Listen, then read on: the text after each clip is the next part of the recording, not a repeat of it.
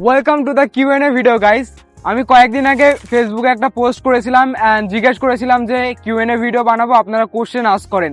And literally ভাই আপনারা এমন কোশ্চেন আস্ক করেছেন, আমার আন্ডারওয়্যারে ফুটা কয়টা, আমার এক্স কয়টা, আমার গার্লফ্রেন্ড কয়টা, মানে টেক চ্যানেলে এসব কোশ্চেন। তবে হ্যাঁ, ওই পোস্টে কিছু ভালো কোশ্চেন আছে, সেই কোশ্চেনগুলোর অ্যান্সার আমি এই ভিডিওতে করব। ফার্স্ট কোশ্চেন, টেক ইউটিউবার হিসেবে শুরুটা কেমন ছিল? ওয়েল বেসিক্যালি আমি আমার ইউটিউব জার্নি স্টার্ট করেছিলাম ডিআইওয়াই চ্যানেল দিয়ে। আমি শুরুতে টেক ভিডিও বানাতাম না।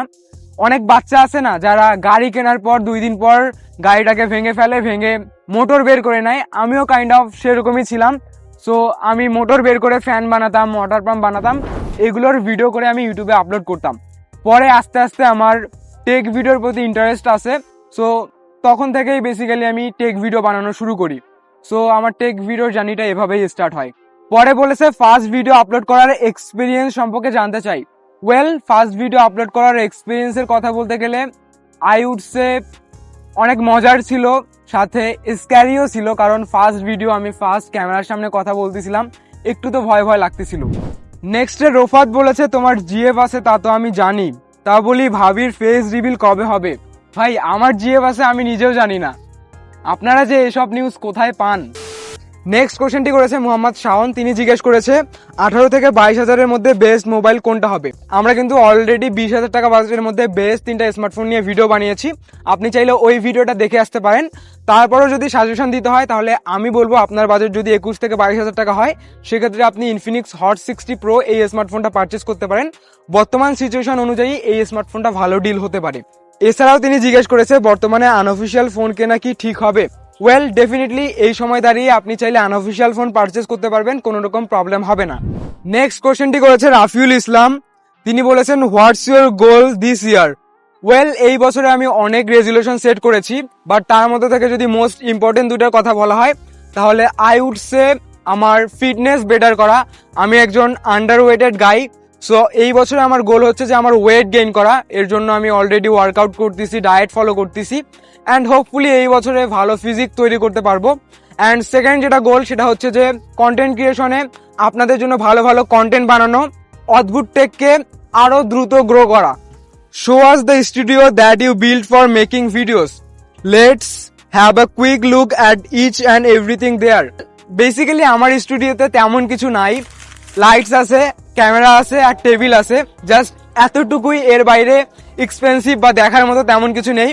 তবে আপনারা চাইলে আমি আমার স্টুডিওর আলাদা একটা ভিডিও বানাতে পারি, যদি আপনারা চান কমেন্ট বক্সে জানিয়ে দিন।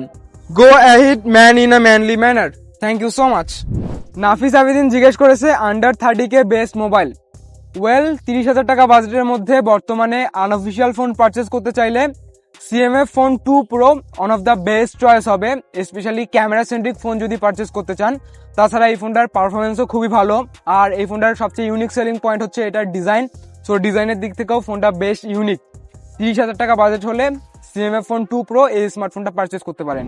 তারপরে জিজ্ঞেস করেছে জিৎ রয়, বর্তমান বাজারে iPhone, border cross, bypass phone মার্কেটে দেখা যাচ্ছে, এগুলো নেওয়া কি সেফ? ওয়েল এক লাইনে যদি বলতে হয় তাহলে আমি ডেফিনেটলি বাইপাস আইফোন কখনোই সাজেস্ট করব না।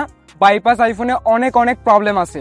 ফার্স্ট হচ্ছে সিম কার্ড। বাইপাস আইফোনে মোস্টলি সিম কার্ড ইউজ করা যায় না, অর্থাৎ আপনি কলে কথা বলতে পারবেন না, নেটওয়ার্ক ইউজ করতে পারবেন না। সেকেন্ডলি হচ্ছে আপডেট আর রিসিট। বাইপাস আইফোনগুলোতে আপনি রিসিট দিতে পারবেন না, যদি ভুলবশত রিসিট দেন তাহলে সেটা আবার লকড হয়ে যাবে, আপনাকে টাকা দিয়ে পুনরায় বাইপাস করে নিতে হবে। সো বাইপাস আইফোন কিনলে আপনাকে ইন ফিউচারে অনেক প্রবলেম ফেস করতে হবে। তাই আমি সাজেস্ট করি ভাই টাকা একটু বেশি দেন, টাকা বেশি খরচ করে আপনি জেনুইন আইফোন কিনুন, ইউজড আইফোন কিনুন, কিন্তু বাইপাস আইফোন ভুলেও না। মোহাম্মদ রনি ইসলাম বলেছে ভাই আলোর যা সেট আপ করেছো মনে হচ্ছে নাসা থেকে সরাসরি লাইভে আসবা। বেসিক্যালি আমি কিউএনএ ভিডিওর জন্য যে পোস্টটা করেছিলাম ওইখানে বিহাইন্ড দ্য সিন ছিল, অনেকগুলো লাইটস দেখা যাচ্ছিল, সো দ্যাটস ওয়াই রনি ইসলাম এই কোশ্চেনটা করেছে। হ্যাঁ ভাই আমি নাসায় লাইভে গেছিলাম, নাসার পেজে এখনো লাইভটা চলতেছে, আপনারা যাই দেখে আসেন। তারপর বলেছে তোমার কি মহাকাশে যাওয়ার প্ল্যান আছে? ডেফিনেটলি ভাই, মহাকাশে যাওয়ার সুযোগ থাকলে আমি যেতাম, ওখান থেকে আমি দেখতাম আমার এক্স কার সাথে কি করতেছে, এগুলো আমি দেখতাম আর কি। আমরা কিছু কোশ্চেন্স মিস করেছিলাম, সো এখন আমি সেই কোশ্চেনগুলোর অ্যান্সার করব। রিফাত জামান জিজ্ঞেস করেছে ভাইয়া আপনার কন্টেন্ট রেগুলার দেখার ট্রাই করি। Thank you so much.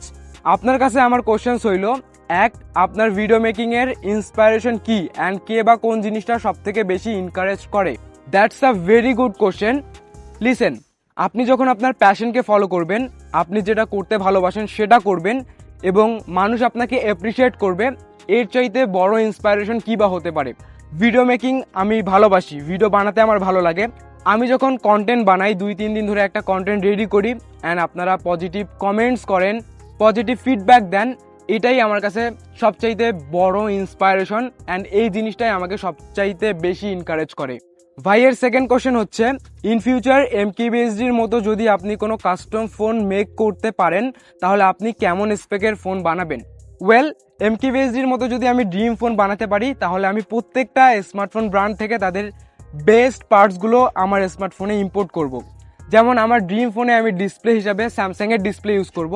স্যামসাংয়ের ডিসপ্লে এক কথায় সেরা, এমনকি অ্যাপেলও তাদের আইফোনে স্যামসাংয়ের ডিসপ্লে ইউজ করে। সো আমার ড্রিম ফোনে আমি স্যামসাংয়ের ডিসপ্লে ইউজ করব।